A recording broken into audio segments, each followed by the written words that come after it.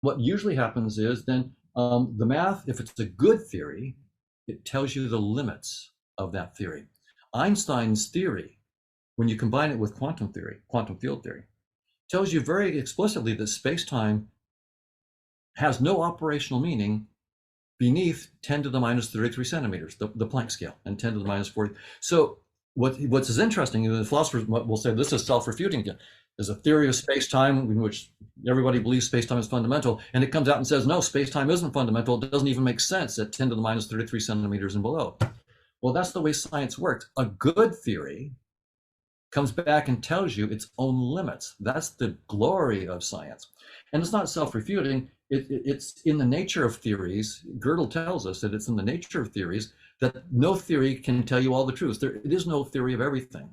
And a good theory is one that tells you where the concepts that you use to boot up the theory reach their limits. And then what you do is you look for a deeper framework, and you show that the old theory, so you don't throw away your old theory, but you show how the old theory is now a special case of a deeper framework. Donald Hoffman is a cognitive psychologist, a professor at UC Irvine, and author of the recent book, The Case Against Reality, where he makes the case that evolution may not have tuned us to see reality as it is. Donald Hoffman's works on perception and consciousness are incredibly important and interesting to dive deep into. Here, we talk about his interface theory of perception, the idea of looking at perception as a constructive interface rather than a window or some traditional metaphor. We talk about finding structures deeper than space-time and what implications that has for consciousness. Talk about consciousness and consciousness theories, as well as a bit about contemplative spiritual traditions and what role they might have to play in this whole conversation. As an aside, if you like these conversations and would like them to continue, please consider subscribing to the channel. That really helps us out. I wouldn't ask you to like it. I think that's a bit too far. Here is my conversation with Donald Hoffman. How did you become interested in perception? Well, I took some courses at UCLA when I was an undergraduate, upper division courses, where I started learning about visual perception and found the visual neurophysiology quite interesting. I was stunned to hear all the amazing properties of the receptive fields of neurons in visual cortex. And then my senior year at UCLA, I found out about the work of David Marr, who was a professor at MIT in the Artificial Intelligence Lab and what's now the Brain and Cognitive Science Department. And his work seemed to really integrate, of course, good knowledge of neurophysiology because he had a PhD in that, but also trying to build systems that actually could see. So actually to build working visual systems. And I thought that was a really good combination to understand the visual neurophysiology and then to also then understand the artificial intelligence side of things. So that really grabbed my attention, and I went to MIT. I was fortunate to get to work with David for a while at MIT and the AI lab there, and so that was what really grabbed my interest. So it was some good classes when I was an undergrad at UCLA. Right. No, David Marr's three levels of analysis, amongst other things, just seem like it has to be right. Yeah, I like his three levels of analysis: the computational theory, algorithm, and hardware implementation kind of idea. I think that that's a really good intellectual framework to think about a lot of problems. And Marr, he was a genius, and he was a wonderful advisor. Also, I was co-advised with Whitman Richards, who was at MIT there, and so the two of them were just wonderful advisors. And Marr's book Vision was a landmark in the whole field of visual science. So, and the group that he assembled there at MIT was stunning. I was very lucky, and I knew at the time I was very lucky to be at this pivotal point in the history of visual science. So yeah, it's Marr really his good writing was what grabbed my attention as an undergrad and sort of moved me into the field. I was interested in this whole area anyway, but Marr really sort of he brought it all together and got all my interests. So that's why I went there. Was it that Marr's work expanded the sort of the bridge between theory and practice here? That Mars work provided a framework for how you could start building systems and sort of transcend the boundaries between computer science and neuroscience. Yes. So, I mean, I was very impressed with what the neurophysiologists were finding, but there, as we know, that there's billions and billions of cells in the brain and in the visual cortex, billions of cells there. So, uh, that's understanding what they're doing is very, very difficult. And I'm not interested in, people just waving their hands and saying maybe this, maybe that. And what I loved about Mars' approach was there was this no nonsense approach. If you think you know how it works, build it. And if you can build it and it works, then maybe you're onto something. If you can't build it, I have no time for your ideas. And I thought that was exactly the right kind of no nonsense idea. So anybody can speculate about how systems might work or how the visual system is working, but if you turn that speculation into a working system, it doesn't mean you're right, but at least it means you're probably serious enough that we should look into what you've done. So I like that hard-nosed attitude. Right, right. Okay, so diving into the meat of your work. Um, so what is the interface theory of perception, and how did you come up with it? Well, so the interface theory of perception is very, very different from what my advisor David Marr had in mind, right? So Marr thought that for simple systems like the fly, the visual systems probably had evolved just to give simple signals that guided, the motor commands to the wings and so forth, but no real insight into the nature of objective reality. So they weren't their visual systems weren't there to show them the truth. It was really just the strict guided adaptive behavior kind of attitude that you'd expect from evolutionary theory. But Marr thought, and in his book Vision, he talks about this, that he thought that in the case of humans, we'd evolved and been shaped by natural selection to see, for example, the true shapes of surfaces, of objects around us. So, and also the distances to them. So Marr thought that we were seeing the truth when we saw objects. I mean, to see that there is an object would be seeing a truthful thing, and seeing the shape of the object and the distance, we would, in the normal case, be having a veridical perception. Of course, he understood that we could easily have misperceptions now and then, but he thought in the normal case, we saw reality as it is. and he was my advisor, and I believed him for many, many years. But as I started to look at evolutionary theory a little bit more closely, it became clear that evolutionary theory does entail that sensory systems evolved to guide adaptive behavior. That's clear. That sensory systems that help you survive long enough to reproduce will be more likely to evolve than those that don't.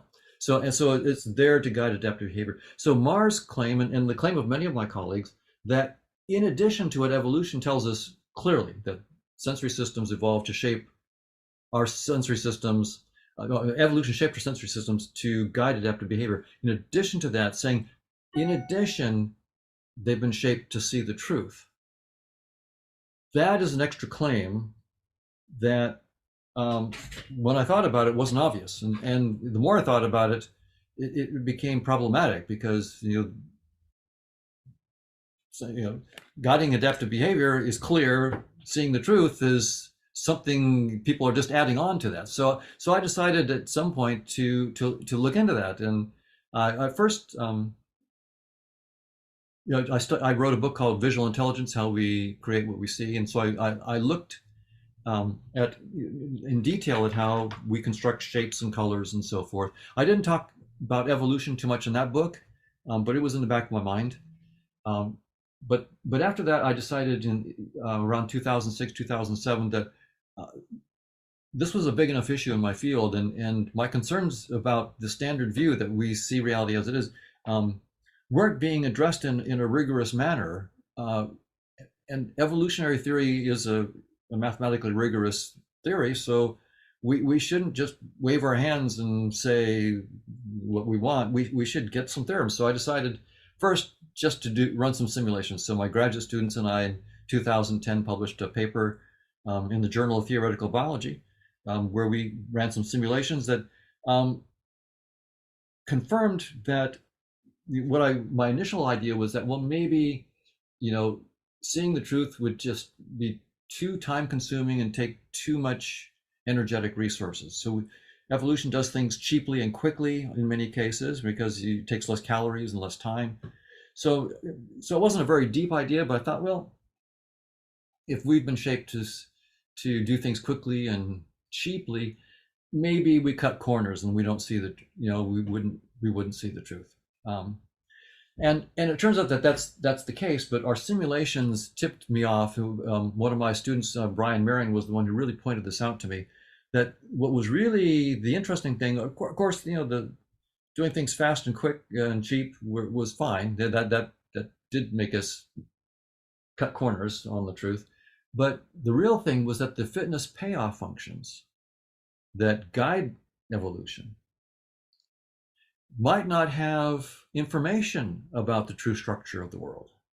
And when they don't have information about the true structure of the world, then when you're shaped, you know, when your senses are shaped by a fitness payoff function that has no information about the structure of the world, then your sensory systems won't be able to be shaped to that structure of the world because there was no information to shape them to that. And so that was the real tip off. Okay, so some fitness payoff functions might not have information about the structure of the world.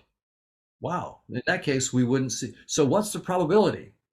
What's the probability that a fitness payoff function that's shaping the sensory system will have information about the structure of the world? And that seemed like a pretty important. So I went and worked with mathematician Chetan Prakash and some other colleagues, Manish Singh, Robert Prentner, Chris Fields, and others. And we looked at this. I should also thank Jeff Iverson, who'd been a big help in some of the mathematics on this, and Justin Mark, who did some of the simulations. So I don't want to leave anybody out here. There's a lot of, so it wasn't me, it was a whole team of us. But what Chetan and I really worked on was, what is, okay, can we give a general argument? What's the probability that a payoff function will have information about structure in the world, like a total order, like the percentage of oxygen in the air might be 1%, 2%, 3%. That's a total order. 1, 2, 3 are numbers that are totally ordered. So a total order or a metric or topology, there's all sorts of structures that the world might have that you might want a sensory system to be tuned to. So could we frame a combinatorial argument about this?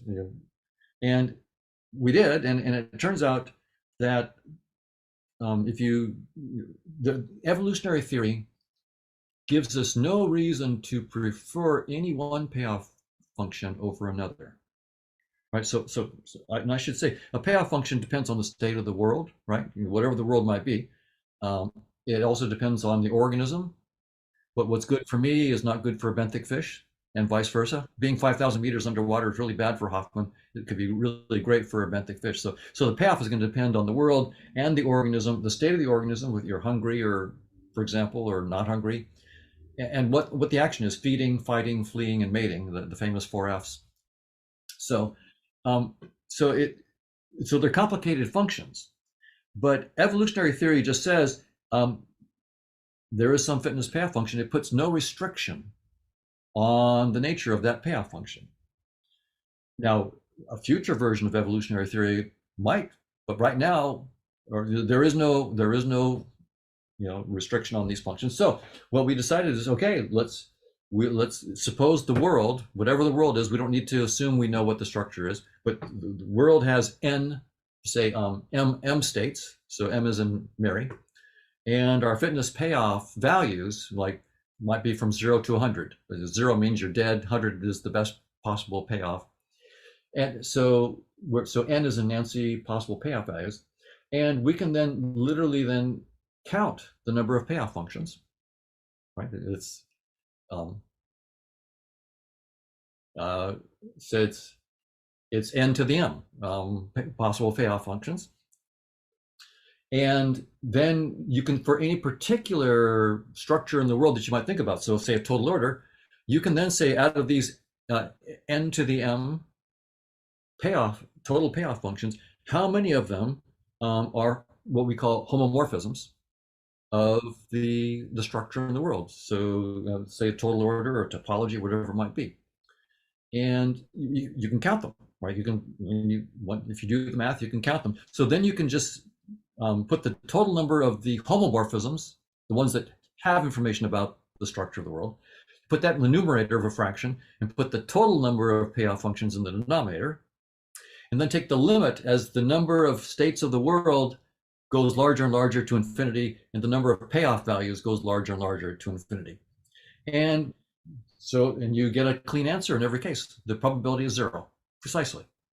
That a randomly chosen payoff function would be a homomorphism, that i.e. have information about the structure in the world. So it's a pretty devastating argument, right? That how could evolution shape our senses to see the truth if the fitness functions that are doing the shaping don't know the truth themselves? Almost surely they don't know the truth.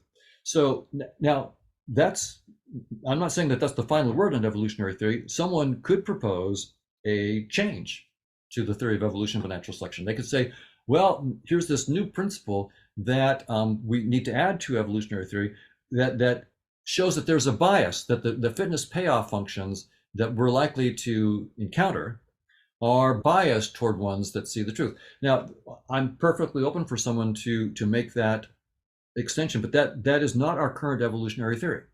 There is nothing like that on the table. So if someone wanted to make a concrete proposal, they would have to give a principled reason why there is this bias, and I've not seen that on offer so far. So as it stands, with our current evolutionary theory, the probability is 0 that any sensory system of any organism has ever been shaped to see any aspect of the structure of objective reality.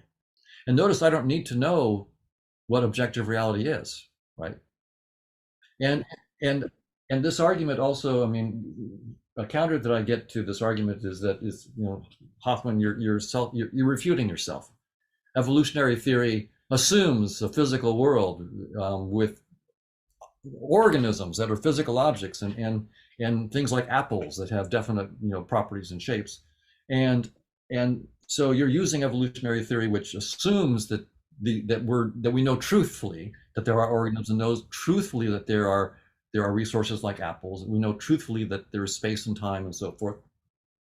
And you start with that, and so you have to be refuting yourself if you use that theory to conclude that we're not seeing the truth, and so that the whole thing about objects in space-time is, and my answer to that is, and I should say that, I mean, this is not just casual. I mean, there's a philosophy PhD who, part of his dissertation last July or June at UC Santa Cruz, took this on and argued that I have to be self-refuting because I have to have false beliefs.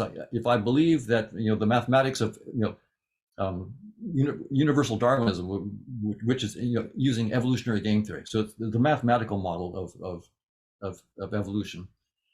If I believe that if I don't believe that is a good model of evolutionary theory, then of course I shouldn't be able to use it to get my conclusion, right? So, but if I do believe that the math is a good model of evolutionary theory, then evolutionary theory is an instance of this mathematics. So it's a good instance of this universal Darwinism.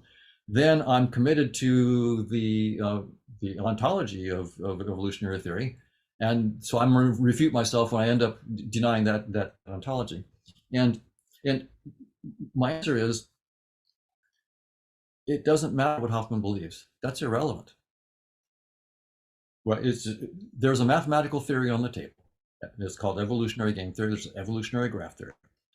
Now, is it the final word? No. It's the best word we have so far. So as a scientist, for better or for worse, I'm saying this is what science has to offer right now, evolutionary game theory. Do I believe it? Irrelevant what Hoffman believes. Who gives a rip? Who could care less what Hoffman believes about the ontology of evolution or the evolutionary game theory is? Who gives a rip? All I care about is there's this mathematical theory that's out there. It's the state of the art. It's the best we got. I want to look at the structure of that mathematics. and see what it entails. Does it entail that there's a high probability we're shaped to see reality as it is or not? And when you look at that mathematics, the answer is very, very clear. The probability is zero. And by analogy, take Einstein. Einstein believed in space-time. He thought space-time was fundamental. And in 1905, he put down the equations for flat space-time, special relativity. And in 1915, 10 years later, he put down the equations for curved space-time. And he believed space-time was fundamental and smooth and so forth. But we found out when we took his equations and used them with even just his equations alone, we found that all space-time isn't smooth. It could have black holes. Einstein didn't expect that. He didn't like it. He didn't believe it for a while. So Einstein was not a believer in the output of his own equations. So that's the way science works. You don't need to give a rip about what the individuals believe. Look at the math, look at the implications of the math. That's how we move forward. So this bit about, well, you have to be, your beliefs are important and you can get yourself in logical conclusions. No. That's not how science works. Your beliefs are your beliefs, and you get your ideas over beer, wherever you might get them, from watching Netflix. You get your beliefs, and the bottom line is, who cares? You get a mathematical theory. Now the math is there, and the math is there with its own implications, and you look at it. And what usually happens is then the math, if it's a good theory, it tells you the limits of that theory. Einstein's theory, when you combine it with quantum theory, quantum field theory, tells you very explicitly that space-time has no operational meaning beneath 10 to the minus 33 centimeters, the Planck scale, and 10 to the minus 40. So what's is interesting, and the philosophers will say this is self-refuting again. There's a theory of space-time in which everybody believes space-time is fundamental, and it comes out and says, no, space-time isn't fundamental. It doesn't even make sense at 10 to the minus 33 centimeters and below. Well, that's the way science works. A good theory comes back and tells you its own limits. That's the glory of science. And it's not self-refuting. It's in the nature of theories. Gödel tells us that it's in the nature of theories that no theory can tell you all the truth. There is no theory of everything. And a good theory is one that tells you where the concepts that you use to boot up the theory reach their limits. And then what you do is you look for a deeper framework. And you show that the old theory, so you don't throw away your old theory, but you show how the old theory is now a special case of a deeper framework. So I think that I would love to find a deeper framework in which evolutionary theory evolves as a special case, and also a deeper framework in which space-time evolves as a special case.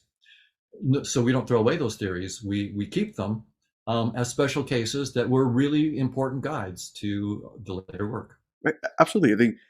I mean, just the question that you put forward, I think it can't be dismissed, right? That people might disagree with things like the weight of the functions or the specific strategies and how you model them. But just the base question that evolution should have something to say here, that there's a question of whether trade-offs have some homomorphism with structures out in the world, is a very clean question. And it's a question that it's a falsifiable question. It's a question that can be empirically answered. And that has something to say about how we see the world. Absolutely. Now, the best pushback I've gotten from scientists, not the philosophical pushback, that this has to be self-refuting. You couldn't possibly get this from evolution.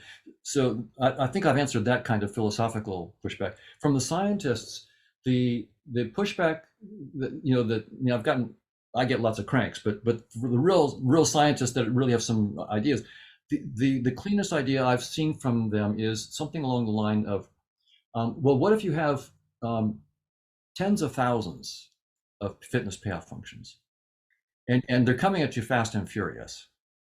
You wouldn't have time to be tuned to any one fitness payoff function, and so maybe in that case you might be tuned to the truth. And there have been some simulations and so forth to try to show that that's the case. It's interesting first to notice that the move here is not to say, well, no, most fitness payoffs are going to shape you to see the truth. They're sort of conceding that they might not. So what they're doing then is trying to make the fitness payoffs almost irrelevant. which is almost against the entire spirit of evolution. The whole point of evolutionary theory is there are these fitness paths that guide evolution. So their gambit is, well, let's throw so many fitness paths at you that they couldn't possibly guide your evolution. So maybe your sensory systems won't be shaped by fitness path functions. So, it's an odd gambit because it sort of cuts against the whole spirit of evolutionary theory. But that aside, it still misses a. It's also challenging the best math, the best tools that we have to model this, right? I mean, game theory, genetic algorithms, perceptual strategies just are the cutting edge that we would use to answer this. Right now, these scientists that propose this understand what you said. They would agree with you on that. But what they were trying to do was to sort of make the fitness payoffs be irrelevant almost to your evolution, because there were so many of them that you couldn't be tuned to any one of them, and that way they could get around my argument. And so I know these are smart people, and so what you said is absolutely true, and they understood that. But here's the point that we plan to publish in response. We've got a paper in reply, and that is, it's true that we face tens of thousands of fitness payoff functions, and what do we do with them? We create data structures that we call physical objects. So when I see an apple, that's a data structure that encodes all sorts of potential payoffs for certain actions I might take. If I'm interested in mating, well, the payoff from an apple is very, very low. Trying to mate with an apple is not going to work. If I'm interested in eating and I don't have an allergy to an apple, then that could be very, very good. If I'm interested in fighting, moderate. I might be able to throw it like as a weapon and hit someone in the head, but it's not a very good weapon. And so for any object, so now if I have a sword, right? So now a knife is, well, it's not very good for eating, not very good for mating. It's good for fighting. So what we do is we have all these different fitness payoffs, and we take them and we do hierarchical clustering. We take all these weird fitness payoff functions, which could have all sorts of shapes. We cluster them, hierarchically cluster them into useful units, and we call those units objects. And so every time I look around, now I see, a car. Now I see an apple. Now I see a person. Now I see a shoe. Every time I look, I'm seeing a new cluster of fitness payoffs, perhaps hundreds of fitness payoffs, all wrapped around what I call an object, and it's guiding. So yes, we do see thousands of fitness payoffs, and they're changing all the time. So these are they're absolutely right. These arguments are absolutely. We have thousands of them. So what do we do with them? We don't ignore them. We don't just ignore them. We use them to create these data structures that we call physical objects. So physical objects aren't the truth. They're useful data structures to handle exactly the problem that these people are raising, these researchers are raising. Right. Okay. So this view of looking at perception, having that shift from looking at perception as this window or camera snapshot, as you like to say, to a constructive theory, has this been? Do you think this is more and more mainstream now? Do you think this is more and more accepted now, or there's still challenges to this? Well, I would say this: that no one has disproven the theorem. So we have a theorem that's published, and we have simulations, and the only counters so far are some simulations of the kind I just said, where people say throw thousands of fitness payoffs, and in that case, effectively you ignore the fitness payoffs and you're to the truth. So that's why we do have to publish a paper where we say, well, but that's not the only strategy that you would have in evolution for having thousands of fitness payoffs, is to effectively ignore them. Why don't you use them? That's what evolution theory is about, is using your fitness payoffs. Why don't you use them to create data structures that we call objects and deal with this problem that way? So that's the strongest pushback that we have. No one has pushed back on the fitness payoffs. Almost surely don't have the information about the structure of the world. That's pretty devastating. And again, I should say, my own attitude is, I'm not doctrinaire about this. If someone can come up with a theory of evolution that's different where there's a bias on the fitness payoffs such that they are biased somehow to have certain structures in the world. Bring it on. I'd love to see it. But my attitude is also that the physicists independently have decided that space-time is doomed, that space-time is not fundamental, which is stunning because physics until recently has been about what happens in space-time. That's what physics was. So some physicists have actually said, so it's not really clear what physics is about now, but it's pretty exciting. I mean, they're not scared or worried about it. The younger generation is boldly going beyond space-time and finding structures like the amplituhedron and decorated permutations and so forth. So they're space-time is doomed. Thank you very much, space-time, for everything that you gave us. And now it's time to move on and find new structures, which of course have to project down to space-time. So we're not throwing space-time away. We need to do our tests where we can, which is in the space-time data structure. Well, that's where we can get our empirical data in space-time. But the physicists themselves are saying space-time isn't fundamental. So when you get evolutionary theory saying our perception of space-time and objects is not veridical, it's just a headset, it's just a user interface that guides adaptive behavior. And then the physicists say, you know what? We took Einstein's theory of space-time that assumes space-time is fundamental, and that theory itself says space-time isn't fundamental. So when the two big pillars of modern science, evolutionary theory and quantum field theory and general relativity, are agreeing that space-time isn't fundamental, maybe it's time for us to move on. Maybe it's time for us to look for structures beyond space-time. And that then, of course, has huge implications for theories of consciousness, because basically 99% of theories of consciousness that are on offer today just assume as a matter of course that space and time are fundamental and objects in space and time are fundamental. Even the so-called functionalist theories, which in principle don't require any particular physical instantiation. If you actually, for example, integrated information theory, you could think of it as a functionalist theory. It doesn't require space-time. But if you actually ask the people who are using it where they think is actually being instantiated, it's in space-time. It's neurons or circuits or what any physical system that has the right integrated information. They're not looking for instantiation outside of space-time. They're not looking for ectoplasm or angels or anything like that to instantiate the integrated information. So if functionalists have some instantiation beyond space, beyond or outside of space-time that they're thinking of, they haven't let on. So I would say that functionalists, physicalists, and even panpsychists approach to consciousness all have this problem. Do you see that to be the case with all the consciousness theories? So IIT, global workspace theories? Basically 99% of them. It's I would say 99% of the theories out there, even the dualist theories, are assuming that space and time is fundamental, but then also something else in addition to space and time is fundamental. So they get that part wrong. So if you get the physics wrong, if the physicists are telling you space-time isn't fundamental, and then the cognitive neuroscientists and so forth come along and say, well, we're going to take space-time as fundamental in our theories of consciousness, well, good luck. I mean, the experts have told you don't do it, and here you are doing it. I mean, you're in some sense, that's not good naturalism in science. If you ignore the experts in that, in physics, and you say, we're going to do it anyway, that's not naturalistic. That's recidivistic.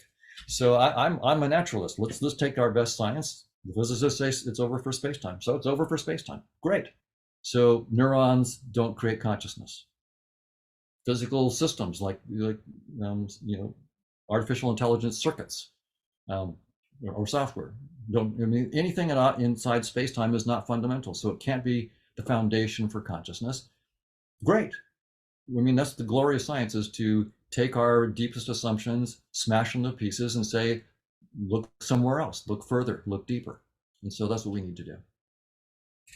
Right. So just to linger on this for a second for the audience, oftentimes when people talk about space-time not being fundamental, people kind of chalk that off to not being as important as it is here, in saying that, well, space-time is emerging out of some deeper structure. It might be anything, but it's still physical enough in that it all connects. But that's not what you're saying. What you're saying is more fundamental than that. It's that space-time is is part of this construction that we have, and unless we deal with that, we won't be ready to address what's real underneath. That's right. That's exactly right. And my attitude is cognitive neuroscientists like me who are studying consciousness should listen to the physicists when they tell us that space-time has no operational meaning at beyond 10 to the minus 33 centimeters, 10 to the minus 43 seconds. There's nothing to rescue it. And they're finding these new structures like positive Grassmannians, amplituhedra, and the deepest is like something called a decorated permutation. And they're saying there are these structures that are beyond space-time. They're beyond quantum theory. So it's not like forget space-time, but well, let's stick with quantum theory, and build up space-time from quantum theory. No, they're saying there are no Hilbert spaces out here. We found structures beyond Hilbert spaces, beyond quantum theory, like the amplituhedron. And the volumes of the amplituhedron actually code for what are called scattering amplitudes, like the probability that 2 gluons hit each other and 4 gluons go spraying out and so forth, that colliders, like the LHC. So the volumes of these new structures code for the scattering amplitudes. The geometry of them, their facet structure, codes for properties of spacetime like locality and unitarity and so forth. So you find these structures beyond spacetime that project down to spacetime. So spacetime, so these structures are really complicated, high dimensional structures. Sometimes they're polytope. The amplituhedron is not a polytope, but still, they're these high dimensional structures. They project down to this little four dimensional space-time, 3-dimensional space, 1 dimension of time. Or even string theory is not deep. I mean, it's 10 dimensions. These structures go many, many more dimensions than that. So it's a new game in town, and it's only, by the way, it's less than 10 years old. So my colleagues in cognitive neuroscience can be forgiven if the amplituhedron's only been out for 9 years. Well, so they can be forgiven for not having jumped on board for the latest hype. Many physicists aren't even aware of this stuff, so why should I be ragging on them for? But ultimately, my colleagues who are studying consciousness, and these are my friends. They're brilliant.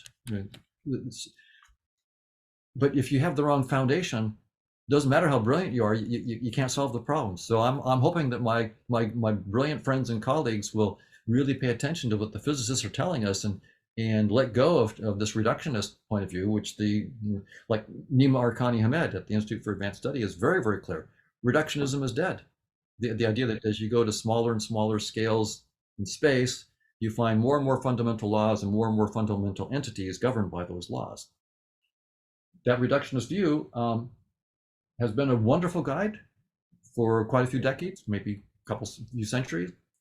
But we now have a principled understanding that is over. Reductionism fails. We know that it can't go beyond 10 to the minus 33 centimeters, and it actually fails well before that. So we have to, my colleagues are brilliant, and I would like their brilliance to actually have a chance to solve this problem. So we have to let go of space-time because that's what the physicists are telling us to do. And so that's what I'm doing with my collaborators, where we let go of space-time. We have a theory of consciousness outside of space-time, and we're using decorated permutations that the physicists say are the deepest structure they found as our connection to build up space-time. Right. And just to be clear, like reductionism may still be helpful in some situations, so long as you have a well-defined enough problem. I know you make the distinction between taking reality seriously versus taking it literally. In that a reductionist approach lets you deal with a train that's coming at you, but it's not going to give you truths about the universe. I completely agree with you. I mean, reductionism, for example, reducing temperature to mean molecular kinetic energy in statistical thermodynamics. Wonderful. And there's no reason for us to, I mean, when we let go of space-time and so forth, we're still going to want to, that's a beautiful result, and we'll want to show it as a special case of a much deeper theory, and we'll want to understand why the appearance of reductionism worked in that particular case, but why, in some sense, it was lucky that it worked. And when we get to a deeper framework, we'll understand why reductionism is, in general, not Correct, because space-time itself is just a data structure. It's not the fundamental nature of reality, and it has, a limited scope. It's, by the way, it's a very shallow data structure. 10 to the minus 33 centimeters. If it was 10 to the minus 33 trillion centimeters, I'd be impressed. 10 to the minus 33, pretty shallow. I'm not impressed at all. So it's, and yet it's got a real grip on our imagination. So Is this is this devastating for you, like personally, existentially, aside from scholarly occupations? Is this troubling? very much so, for reasons in part that the uh, child psychologist Piaget pointed out. That he thought that Piaget argued that when we're about, I don't know, 17, 18 months of age, we get what he calls object permanence. We're programmed to have the belief that what we see is really there, independent of whether we see it or not. I see a baby doll. Mom then puts the doll behind a pillow. I believe that the doll still exists and there really is a doll behind the pillow, and I go look for it. Piaget thought that happened at 18 months. Later research suggests that we're wired to do it at 3 or 4 months. So our belief that physical objects exist even if we don't perceive them is not something that we believe because we rationally came to that conclusion. We believe it because we're programmed to believe it, and it's the way we see the world.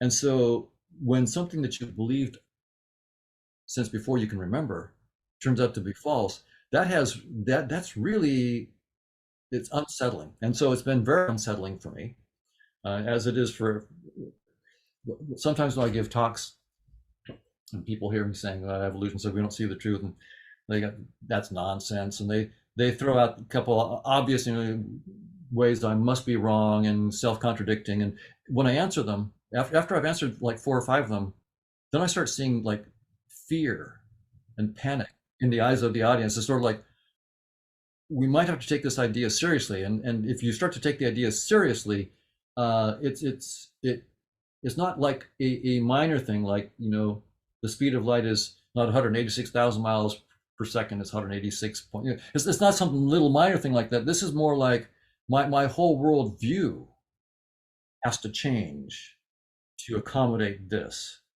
And that's deeply unsettling. So I've had to spend, actually, even to do this research, I have to spend a lot of time, like, just quiet to even think this way, because it's we're not programmed to, at least I'm not programmed to think this way. It's very, very unsettling. So when people have a hard time with it, hey, I'm right there with it. If the math weren't there forcing this conclusion, I'm not sure I would have gone there myself. Right. And I mean, it's even worse for you because you don't have to just live with it. You have to integrate it into your intuitions in actively doing your work. It's not just a try to accept it and deal with it. That's right. And so, and I must say, so I talked about the downside just now, that it's been a shock to the system. On the other hand, I do find it exhilarating, because it's sort of like, okay, once you get over the shock, and you learn that it is possible to imagine things outside of space-time, right? So a lot of times when I start talking about this to my colleagues, they have a hard time even knowing what I'm talking about, to talk about structures behind space-time. So do you mean it's like some smaller structure inside space-time, they're really tiny? What could you possibly mean it's outside space-time? So so you have to really wrap your head around the idea that space and time is just a data structure, and we don't have to think of ourselves as confined to that structure and it's the final reality. We're free. We have the intellectual capacity to think entirely outside of space and time, and look for structures beyond space and time and project them down to space and time. So once you get over that and you realize it is possible to do it, it's exhilarating, because it's sort of like, it's, wow, it opens up a whole universe of possibilities. And then all of a sudden, in retrospect, now space-time looks like this real simple straitjacket. I used to think of this vast everything, and now I think of it, as I said before, it's actually a somewhat shallow, limiting data structure.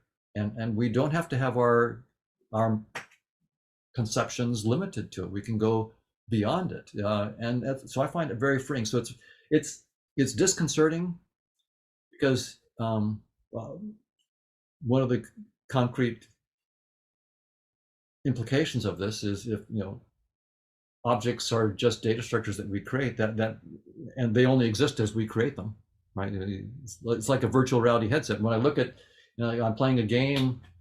When I look over and see another player, or I see a car or something in the virtual reality, well, I render it when I look, and when I look away, it's gone. There is no car in the supercomputer that's running the system in that metaphor. So the idea that things are created and destroyed on the fly, and that's what objects are. They're little data structures that we create. That means that's true of my body and my brain. I don't have a brain right now. I don't have neurons. Neurons only exist when you render them on the fly. Now, there is something that exists, but it's nothing inside space and time. I mean, our physics is very, very clear. Space and time is not fundamental, and it's clear from evolutionary theory. So space-time is a data structure. That means we're rendering neurons when we need them. And so I don't have any neurons right now. If you looked in my head, you'd find neurons. But that means that neurons are causing none of my behaviors. So none of my behavior is caused by neurobiology. Now, my attitude is, of course, I think we need more money for neurobiology and neuroscience, because this means that neuroscience is much, much harder than we ever thought. We thought you look in the brain, you see neurons, there are neurons.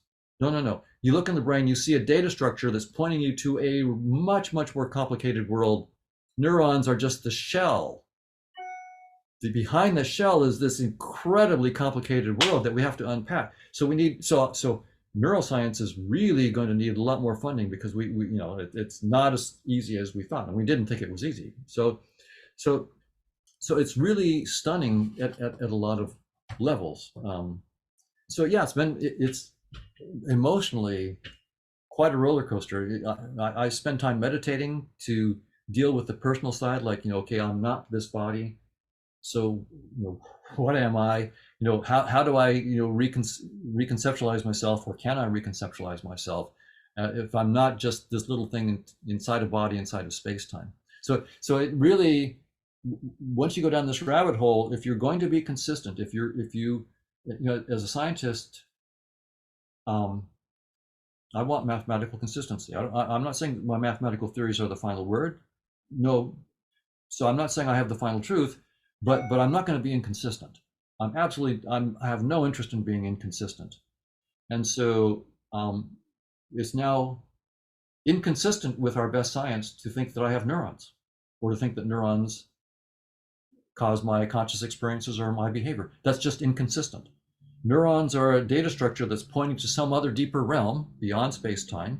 The best the physicists have found are decorated permutations and amplituhedra, which are just these geometric entities, or permutational entities just sitting there. There's no notion of dynamics right now. So we're at this really interesting stage where the physicists, it's like the movie 2001, A Space Odyssey, where you see the monolith, and all the apes they see this monolith and they're beating on it, and they don't know it. It's just sitting there. And so we have these monoliths like the amplituhedron and positive Grassmannian and the decorated permutations just sitting there beyond space-time.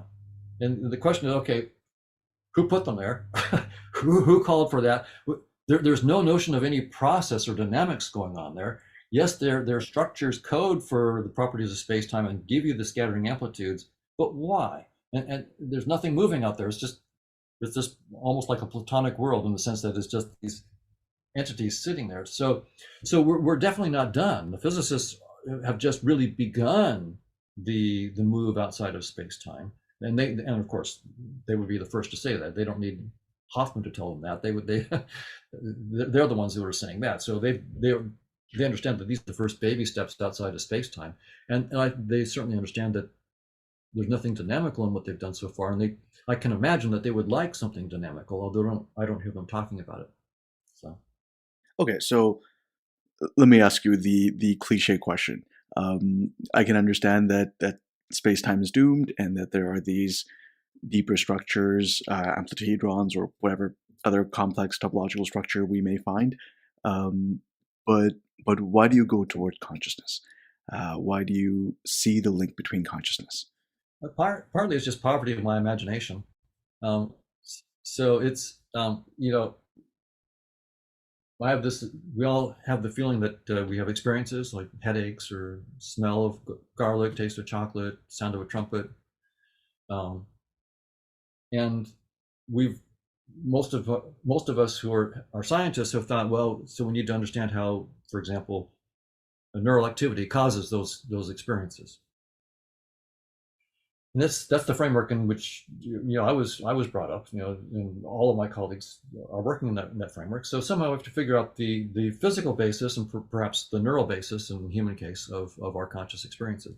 Well, now space-time is not fundamental. So okay, so I'm not going to be booting up my conscious experiences from space-time, and I'm not going to be doing it from amplitude. There's not enough.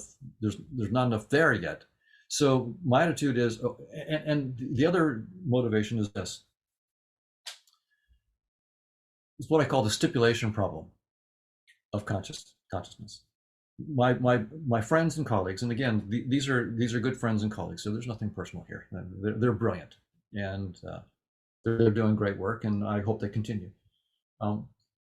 But their theories, like the integrated information theory, or global workspace theory, or orchestrated collapse of quantum states of microtubules theory, they stipulate that space and time are fundamental.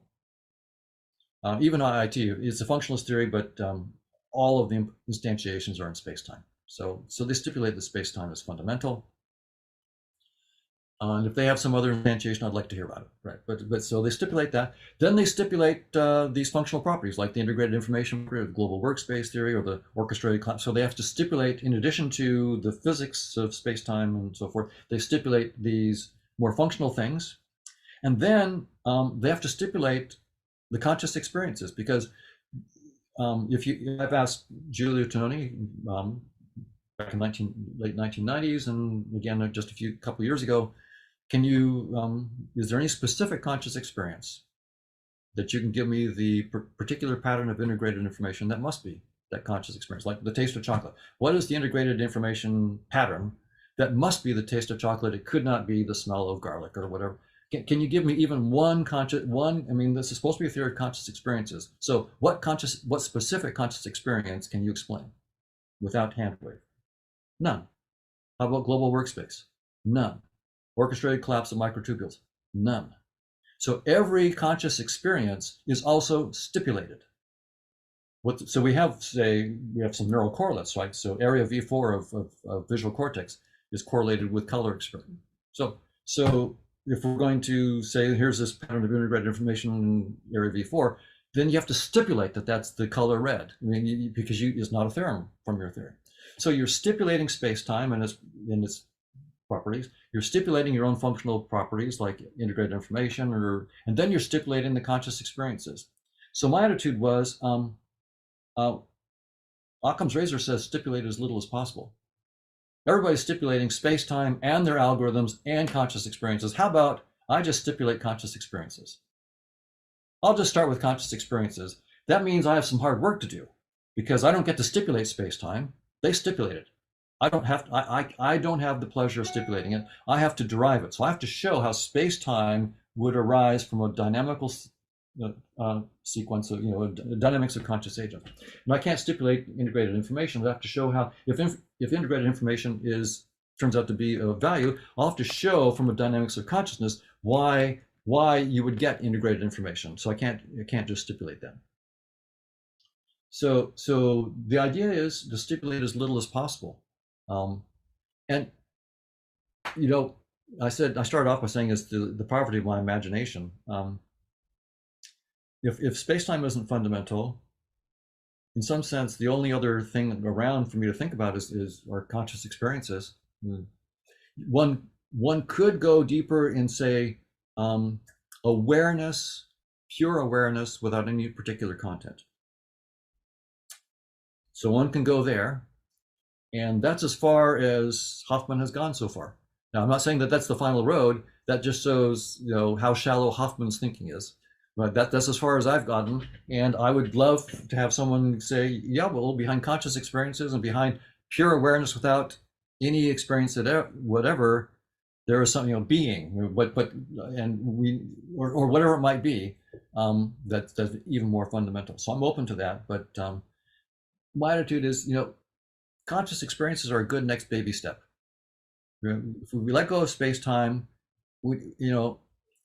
maybe conscious experiences won't be the final word, but it seems like it's a natural next step. And maybe if we do our work there and get a mathematically precise theory, that theory will then tell us why we need to go beyond conscious experiences. Just like Einstein's theories and quantum theory told us why we had to go beyond space-time. Right? These theories that assume space-time then tell us the edge of it. So my attitude is, let's do theories of consciousness, because that seems like it's within our grasp. We can do it. And if we do it right, then our theory itself may help us to see the next step that we needed to take beyond conscious experiences. Right, and they might be helpful for solving the hard problem, right? Like that. I mean, all these theories are brilliant, and I'm not smart enough to understand all of them, but um, they just don't solve the hard problem yet. I mean, even orchestrated collapse, microtubules, which has important implications for quantum gravity, doesn't definitively solve the hard problem. Well, yeah, in fact, it can't deal with any one specific conscious experience. It's a theory of conscious experiences that can't explain even one conscious experience. I mean, if I had a theory of physics that couldn't explain even one dynamical system of physics, I would say, well, I think that's not really a theory of physics. You call it a theory of physics, but if a theory of conscious experiences that can't explain one conscious experience, I don't know why it's called a theory of conscious experience. So and again, these are my friends and colleagues, and I'll be hard nosed at conferences, and we'll go have a beer and be friendly and chat about this stuff afterwards. But when we're doing the science, I mean, I have to put it to them and say, look, there's no beef here. There's no specific conscious experience that can be explained, and so and that's true for all these physical theories. And I think the physicists are telling us why. The physicists are saying you'll never get it because space-time isn't fundamental. If you start with something inside space-time, you're starting with the wrong foundation. That's not what's fundamental. Right. And I mean, moving on to your conscious actor model, I think it's very interesting because A, it is falsifiable principally, and B, it's not a dualist theory. Yeah, the world is entailed within the model. It's totally monist, totally naturalist theory. Exactly right. I agree with you on both points. It's monist, so there's only conscious agents. It's conscious agents all the way down, and it's not dualist. I'm not saying that this there so and it's not panpsychist. So like panpsychists will say space-time is fundamental, and the particles that physicists have found, like the bosons, leptons, and quarks, those are the fundamental particles. And what's the fundamental nature of those particles, though, is not physical; it's consciousness. So, it's a kind. They might not call it dualism. They'll say panpsychism. But they're shoehorning consciousness into a space-time structure. The physicists are telling us is not fundamental. So we're shoehorning our theory of consciousness into a discarded physics model. Why would we want to jump into something that the physicists have discarded, and not just discarded, but found something deeper, like the amplitude heater? So panpsychism is using a discarded model and trying to shoehorn consciousness into the structure of a model that we now know is actually a very poor data structure and a very shallow data structure. So that's not a promising way to go for a fundamental theory of consciousness. So it's not dualist, it's not panpsychist, it is monist, and it's mathematically precise. And what we're doing right now, we're about to submit a paper for publication probably next month or at the end of this month. What we've done is we've taken the theory of conscious agents and said, okay, the physicists have told us that the deepest structure they found beyond space-time are these things called decorated permutations. So if we want to boot up space-time from consciousness, we need to show how our theory gives rise to decorated permutations. Because if we can do that, the physicists show us how to go from decorated permutations to scattering amplitudes in space-time. So they've done a lot of heavy lifting for us, right? All we need to do, so they gave us a little interface. Here's the interface, decorated permutations. If we can get it, take a theory of consciousness and get it to project into decorated permutations, then they say, okay, well, here's how you build an amplitude from it, and the volume of the amplitude gives you the scattering amplitude. So we can just now study what the physicists have done and use that to go all the way to space-time. So a few weeks ago, we did that. Our dynamics is Markovian. It's the Markovian dynamics of conscious agents. So at one point, I said, well, okay, they want decorated permutations. So surely someone has shown how to assign decorated permutations to Markov chains. So I went and looked, did a search. I couldn't find anything. Maybe someone else will find it, but I couldn't find anything. And I looked at the best players. A brilliant mathematics professor, Lauren Williams at Harvard, who's been working. She knows decorated permutations and is working also in Markov chains. So I really looked at her work to see if she had actually done a mapping from an arbitrary Markov kernel, Markov chain to decorated. And I didn't see it. Maybe she's done it and I didn't find it. But so we decided, okay, we need some new math here. It looks like, what is a mapping from Markov chains to decorated permutations? And that's in our paper. We discovered it's a beautiful mapping. It's completely clean, and we can actually show the relationship of our mapping to the mapping between positive Grassmannians and decorated permutations. So we can show. So that's what this paper is doing, is saying we have a theory of consciousness qua consciousness, not as emergent from space-time or neurons. It's outside of space-time. Just the theory of Markovian dynamics. We have a canonical way of mapping that into decorated permutations, and therefore we get to use all the good work of the physicists to go from decorated permutations to the amplituhedron into scattering amplitudes. So now I just have to read that literature and understand how their part of the story goes. So that's what I'm doing right now. But we've got the map into decorated permutations, and so I'm pretty excited because maybe the physicists will be interested too. It seems like the physicists, maybe they couldn't care less about consciousness. Who knows? But they might care about a dynamical system behind the amplituhedron. That might be of interest to them. So there's just this static structure called the amplituhedron is just sitting there, and there's decorated permutations behind it. But they might, and I would imagine some of them would be very interested in saying, well, is there any dynamical interpretation that we could give that's even deeper than the amplituhedron? Well, here's one offer. I'm not saying it's the only thing that we'll find, but here's an idea that's pretty natural. Once, frankly, this mapping to decorated permutations is work that is collaborative between Chetan Prakash and I, and it didn't take that long. It's once you think about it, it's not that hard. So it's pretty fun.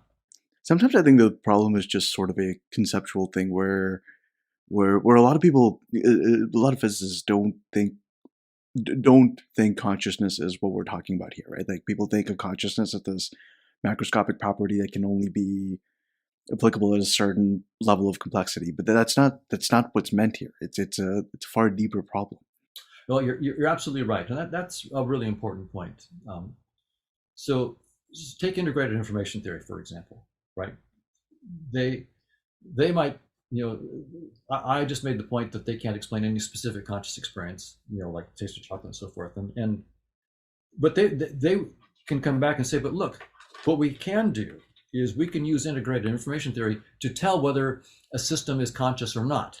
So we can't say what kind of consciousness they might have, but it's really a valuable contribution that we can say that this system has the right kind of integrated information complexity to be conscious or not, and we might be able to use that to help patients that are in locked in syndrome and decide whether or not they're locked in syndrome or whether they're really gone, for example, and decide whether you help to pull the plug. But I think that even they're not getting what they think. So their arguing that they're still thinking about consciousness as an emergent property. Once you get a non-conscious system that has the right complexity of functional organization or causal organization in their case, then consciousness somehow emerges from that. Now, but space-time isn't fundamental. Objects in space-time and the complexity of objects in space-time are not fundamental. They're just a data structure. So right now, for example, we're talking via Zoom, and there's pixels on the screen, and some pixels on the screen. So I see behind you, I see a desk, a bookshelf with books and so forth, and they're not moving very much and so forth. And so I could use my little algorithm, Hoffman's integrated information theory of pixels, and say, well, no, the books are probably not animate, but if I look at your face pixels, I mean, there's face, the eyes are moving, the face is moving, you're nodding and you're smiling and so forth. So I could come up with my own complexity measure and say, aha, and I might say these pixels are conscious. The pixels for Ashar's face are conscious, but the book pixels are not. Well, pixels are pixels. And to say that pixels are conscious or not is just a mistake. It's a category error. Some pixels are providing a useful portal into your consciousness, right? I mean, the pixels that give me an image of your face, and your face is giving me some access to, if you think I'm full of it, or if you like what I'm saying, or whatever it might be. So I'm getting some access to your consciousness. So integrated information theory is essentially a theory of the pixels being conscious, and the pixels aren't conscious. And that's really important, because that means that in a medical situation, getting an integrated information score that says consciousness only means that it's showing that we have access to the consciousness. It's not showing that whether or not there is consciousness, right? Those are two very, very different things. It's whether the pixel dynamics is complex enough for me to understand Ashar's consciousness or not. But that's independent of whether Ashar is conscious or not. If the pixels aren't doing it, that doesn't mean Ashar isn't conscious. It just means the pixels aren't up to it. So it's quite possible that we could pull the plug on someone because they didn't have the right integrated information theory. And they could be fully conscious, because we're not getting a measure of consciousness qua consciousness. We're getting a measure of how well our interface lets us get access to the consciousness that's already there. So that's why this is not just abstract stuff. This cuts into hospital settings and whether we want to pull the plug. If I'm right, if this and integrated information theory is effectively just a theory of the pixels of a space-time, entities inside space-time, which is just a data structure, it's only measuring our access to the conscious, how much we can see of the conscious. It's not measuring the exact reality of the consciousness, only our access to it. That distinction makes all the difference in the world as to whether you want to use it in a medical setting to decide life and death. That's such an important point. That's such an important point that there is this implicit assumption out there that, well, when you get to the lower levels, we're right to be confused because the dynamics aren't worked out and there are these complex, exotic mathematics that we don't know of. But when we scale high enough into complexity, we can be confident to use our methods and make claims about medicine or psychology or economics. But that's not the case. Scaling doesn't get rid of the problem. That's right. And as long as we understand that we're like with neuroscience, that we're dealing with the user interface, so that the neurons that we see are the neurons that we render when we look, and then we understand that there's a much more complicated reality behind the neurons or behind our biology. If we understand that, we can use the neurons. And I've collaborated and worked on MRI, fMRI, and EEG studies. I'm all for neuroscience. I mean, I think we need more work in neuroscience and so forth, not less. But we have to be very, very careful and realize that we can't just take those things at face value. We really have to go much more deeply on them. So yeah. Right. Okay. Picking up on something you talked about earlier, um, one thing that's really puzzling is this transition between empty, what you call being or empty consciousness, consciousness not realized, to going to any kind of organization of consciousness. That's such a puzzling problem. Do you have thoughts as to how that happens? The way we're doing it is we have this mathematical model we call a conscious agent, and we can talk about very simple conscious agents that, a conscious agent might only have one experience. Like this agent only sees red. That's all it can experience. And another agent only experiences green, and so forth. And then we can look at how they interact. And it's a theorem of our mathematics that when two agents interact, or even just when you have two agents or n agents, those n agents also are an agent. That just follows from the mathematical definition of an agent. They satisfy the definition, so they are an agent. That means if I say I start off with a countable set of agents, countable set being like this, the infinity of the integers, 1, 2, 3, up through infinity. That's the smallest infinity. What mathematicians call A left 0, the smallest infinity. So suppose we start off with a bunch of simple agents and we have A left 0 infinity of them. Well, our theory says that any subset of those agents is also an agent. So that means we have to look at all possible subsets. That's called the power set. So you look at the collection of all subsets of a set, that's called the power set. Well, the power set of the infinity A left 0 is a new infinity. It's a higher infinity called A left 1. So it's a much bigger infinity. And then all those agents take their power set, we get A left 2, and then A left 3. And so our theory makes a very clear prediction that there's one agent, because whenever you have any agents, they also are an agent. So in some sense, our theory says, yes, there is one agent, and only one agent, if you wish. On the other hand, it says, but you cannot describe that agent, because to describe it, you would have to go all the way up Cantor's hierarchy. This is called Cantor's hierarchy of all these infinities. So we're supposed that, in 100 years, we're at A left 5 billion. Well, amazing. Wow, we've gone up 5 billion levels of infinity, and we've studied all the possible combinations of conscious agents up to that level and understand their properties.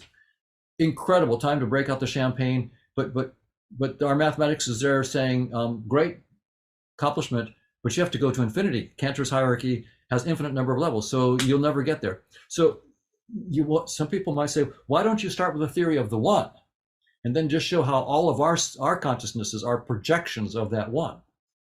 And I wish I could, but we can't. It's mathematically impossible. You can't do it. And so, but that's just no surprise, because as we talked about before, there is no scientific theory of everything. There is no scientific theory that could explain everything. You can only explain everything except the assumptions of your theory. And a new theory that explains those assumptions will have its own assumptions ad infinitum. So the nice thing, what I like about scientific theories, a good scientific theory is mathematically explicit and says explicitly what the limits of that theory are. In our case, the theory will say, you got to A left 5 trillion, congratulations, you only have an infinite number of hierarchies left in Cantor's hierarchy to go. It tells you exactly its limit, the limits of what you've done so far. And that's what you really want, is for a theory to tell you its limit. That's a good cure for dogmatism. And your theory also doesn't posit anything about selfhood, right? Selfhood or identity or memory or all the other sort of elementary cognitive properties that people put into the downscaled version of these things. That's a good point. So also in the spirit of Occam's razor, where you want to have as few assumptions as possible, essentially our only assumptions are that there are conscious experiences and that they probabilistically influence the probability of other conscious experiences happening. That's it. So there is, as you said, no notion of self, learning, memory, problem solving, intelligence, and so forth. But it's trivial with our Markovian dynamics of conscious agents where the Markovian dynamics is how conscious experiences probabilistically affect the occurrence of other probabilistic experiences. So it's a Markovian dynamics. So with that dynamics, it's trivial to show that it's computationally universal. So anything you can do with neural networks, you can do with networks of conscious agents. So we can build, so even though it's only started off with very simple assumptions of experiences, of influencing experiences, if you want, you can build up a theory of self or learning, memory, problem solving, intelligence, all that stuff. You can do that. But it's not limited to computation. The measurable sets on which the Markovian kernels are defined need not be computable sets. And so so we're not limited to computation. So it's so yeah. I think that you want your theory to force you to do all that work. If I had a theory of consciousness that said, well, and so I'm assuming not only experiences and probabilistic influences, but also a self and learning and memory and problem solving, and all these things are part of my assumptions. Well, then I've got my own stipulation. I mean, I just made a big deal about the stipulation problem of consciousness for all my brilliant colleagues, right? They're stipulating space-time, they're stipulating IIT. Then they have to stipulate the conscious experiences that are associated with it. They're stipulating everything. Well, I don't want to stipulate everything. But you have to stipulate something. So you have to stipulate the absolute minimum. And so we're trying to be absolute minimum conscious experiences and probabilistic influences among them, and then boot up everything. And then once we boot up consciousness, project it down to decorated permutations and show how space-time is just a user interface that some conscious agents employ to interact with other conscious agents. But it's one of countless interfaces. This is not anything special. There are countless interfaces you could use. Space-time just happens to be one. So it's not the final reality. It's just one kind of headset for a particular kind of game. That's all. Right. So, sorry, this is going a bit into left field here, but then do you imagine that cognition or the mixed bag of cognitive properties just kind of emerge somewhere, or do you see these cognitive properties as also being somehow deeply related to these structures? So, when I teach a big class in intro to psych, I'll often say a standard thing in cognitive neuroscience that 90+% of our mental processes are unconscious. Right? So you have billions of neurons and lots of stuff going on, a lot of mental processes, but most of it's unconscious. And so I've said that many times in my classes, but strictly speaking, it's not true. Right? It may not be conscious to me. I might be aware, but right now, for example, I'm not directly aware of Ashar's conscious experiences. I'm not conscious of them.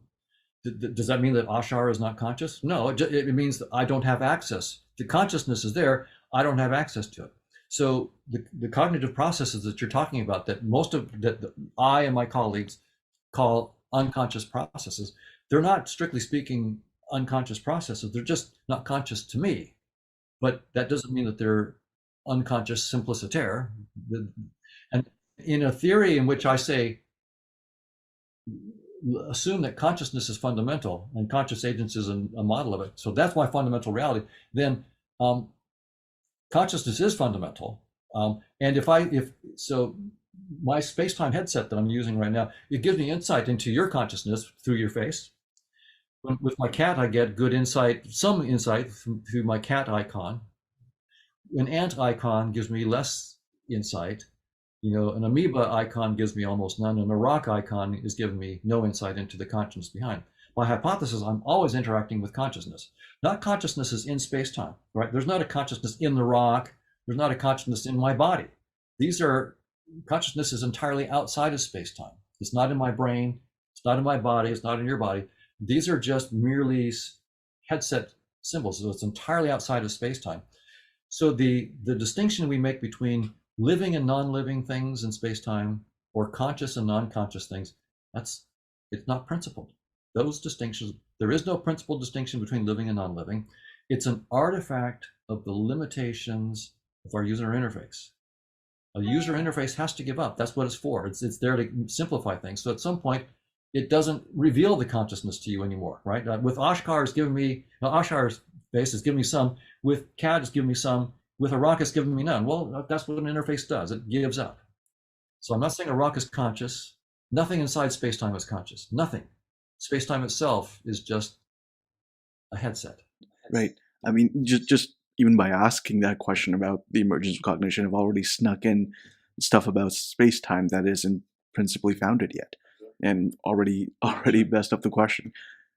That's why your question was great. I mean, it forces out this really important distinction. I mean, so it's a great question. Okay, a bit of shifting gears a little bit. You mentioned meditation earlier. What are your thoughts about the spiritual contemplative traditions, and have they aided in the search at all? So there's,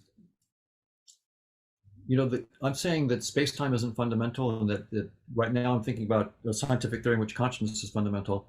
And there are many spiritual traditions that will say, well, you're late to the party. We've been saying this kind of thing for thousands of years. Buddhism, Hinduism, mystical Christianity, mystical Islam, mystical Judaism. I mean, there and probably many others that I don't know about. So there's the mystical traditions in all these various directions have been saying similar things. And so I think that my attitude is I want to listen to what they have to say in the same way that I listen to my colleagues in the sciences, which is with respect and healthy skepticism, right? Both. That's just so. So I think that they have some really important insights that I want to learn from, and I suspect, just like in science, we make mistakes. I expect that some of their ideas in certain ways of putting up things are not helpful, and they may be misguided. So I want to learn from them, and then I think what ultimately I want is an interaction between science and spirituality. I think that they have two pieces of the puzzle, and a collaboration could be useful because scientists have developed the tools of mathematical precision in theories and precise experimental tests of those theories. And that really is important because two things. Your theories are smarter than you. In science, when Einstein wrote down his field equations for general relativity, he didn't know about black holes. He didn't believe in black holes. His equations taught him that there are black holes. Now, when you just do things in English or whatever your language is, it's very rare sometimes, but it's very rare that you're going to get that kind of tutoring from what you wrote down. I mean, again, think about what tutoring that Einstein got. Black holes, that's pretty specific learning that you're getting from your theory. I mean, Einstein started off with people in falling elevators and standing on weights, and the mathematics comes back and says, by the way, your thought experiments mean that there are black holes. Holy smoke. I mean, so when you do these mathematically precise theories, you get this incredible payoff that you become the student of your theory, and the theory takes you places that your own ideas need to go, but you didn't know it. But second, the scientific theories also tell you the limits. They say this theory is good up to this point, and then it fails. And that's what we don't. So we don't have those two things in the spiritual traditions. We don't have the precision that will come back and slap you in the face and say, here's where your own theory tutors you.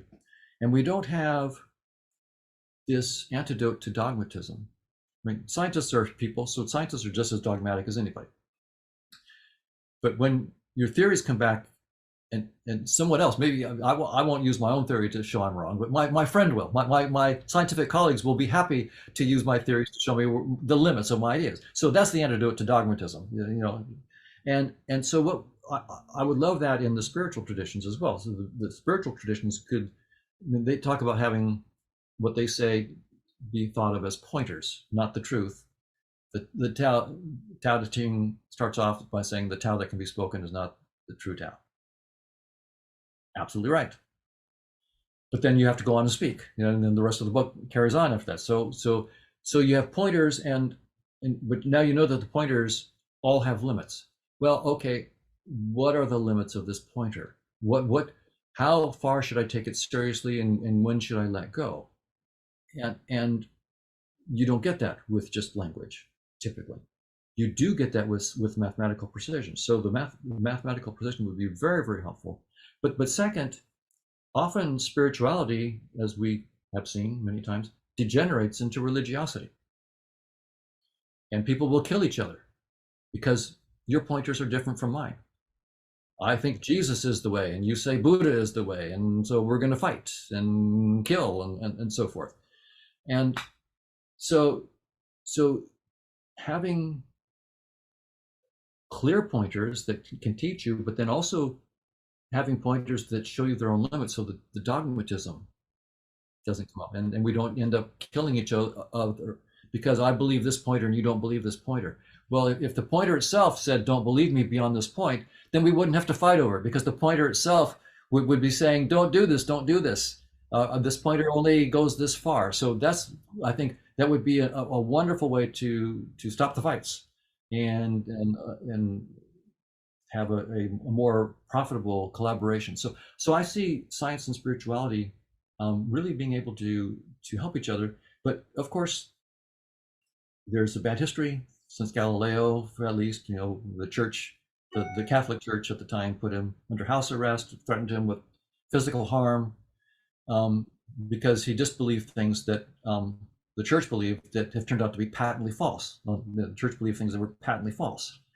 So as a result, scientists have said if that's what religion is, then no, thank you. And so we need to now move beyond and go to the place where we can have a profitable dialogue. And it's going to require both sides to make compromises in the sense that, on the religious side, there may be pointers that you're deeply attached to that may turn out to be extremely shallow pointers. They're not that deep, and you really need some deeper pointers. And on the science side, well, for scientists, letting go of space-time, hey, that's a new trick. It's not a very comfortable trick, and most scientists, most of my colleagues in neuroscience, are not happy with it. So there's something on the scientists have some big adjustments as well. So, but I'm sanguine. I think that my generation probably won't get it, but the younger generation will start to get it. My generation just has to die, but the new generation will begin to forge these new links between the good parts of science and the good parts of spirituality. And I think it'll be for the benefit of all humanity. Right. Absolutely. I mean, the political problems I don't think are trivial. They seem very Right. difficult to overcome. Yeah, just historical contingencies, bad blood. Yeah, and I mean, somehow there's somewhat a principal reason for them as well, right? Like, I think at least in my recent and very very limited practice of spiritual practices, there really is a personal emphasis on it. Like, I can gain a lot of it. I can gain a lot from just personally sitting and reflecting every day, or just meditating in silence. Yes. But I have no idea how to scale that to a social relationship or a political citizenship or my role as an economic actor. I have no idea how to link those things together. And in some senses, if you're forming movements, those questions are important. They need to be dealt with. Yeah. So no, I agree. I think that of course it starts with the individual as you are doing, and in some sense, unless you yourself are centered, unless you are in some sense have let go of ego and let go of identification with your physical form and your status in the world and your need to compete and be important and to the extent that and you have to be right and everybody else has to be wrong. it's only to the extent that I have begun to let go of that I can be a positive influence. Otherwise, everything I do organizationally to try to get people to, can we all get along? If I haven't let go of my own ego, then I'm tainted at the source, and everything I do will be tainted all the way through. So there's I think no substitute for individuals letting go and doing what you're talking about, which is meditating and letting go of the egoic need to be right and you wrong and all the stuff that leads to the wonderful theory of evolutionary psychology, right? Evolutionary psychology wonderfully documents all of our problems here, and all the strategies that we use to one up each other and so forth. So evolutionary psychology is the correct scientific theory of the false self, as the spiritual traditions call it. That it is, but I think the spiritual traditions are right that there is um, the false self is just an illusion that we've bought into, and as we let go of the illusion, then we can be guides or helps or whatever to others to let go of the illusion. Um, and I think ultimately that's one of the things I'm hoping for in this rapprochement between science and spirituality is that it will facilitate this, that it will become scientifically clear that the false self is a false self. It'll become clear that, yeah, evolutionary psychology correctly describes how we will behave and feel when we're identified with the false self. But there is a deeper psychology that transcends that. And that is, as human beings and as scientists, it is in our best interest to go there. For example, for me as a scientist, all of my scientific theories, all scientific theories are conceptual, right? We write down mathematics, we write down words, they're all conceptual. But we know from Gödel's incompleteness theorem that any formal theory leaves out countless truths. Gödel proved you have this really fancy mathematical theory. He can always show you a statement that's true but can't be proven within your theory.